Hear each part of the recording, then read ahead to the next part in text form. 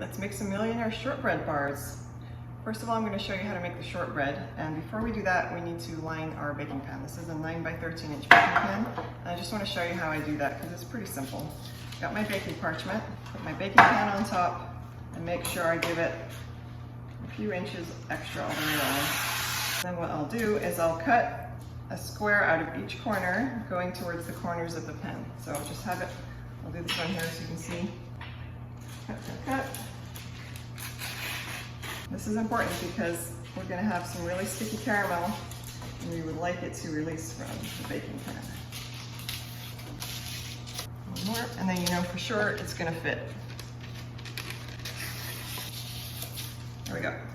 Then what you want to do is grease your pan really well with some butter, because that's what's going to make the baking paper stick. And I just like to use the end of a piece of butter with the paper still on it so it don't get really messy. Just rub some in there on the sides as well.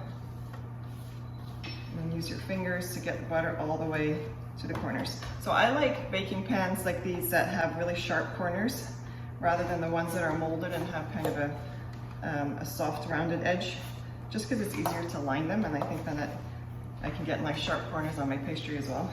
So I've got butter on there. I take my parchment paper, lay it on top, and then just press it in the corners where you cut out the squares. Just adjust it a little bit so it's in the middle. Now we're going to make the shortbread pastry, the base of the Millionaire shortbread bars. A basic recipe is 3 parts flour, 2 parts butter, and 1 part sugar, and a little bit of salt.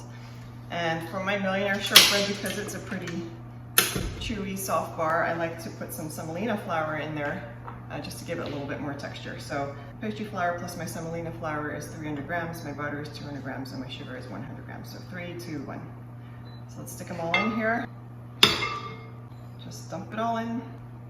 And my butter is really super soft. All right.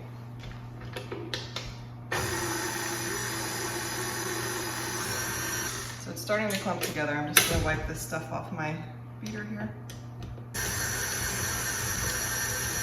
Okay. So now we can press this into the base of our baking pan. Put it in here. 9 by 13 mold that we lined earlier. And the easiest way to press it in the mold is to break it up a little bit so it's kind of divided over the bottom. It's super sticky, it's going to stick to your fingers. So let's give it a little bit of a head start. Use the offset spatula.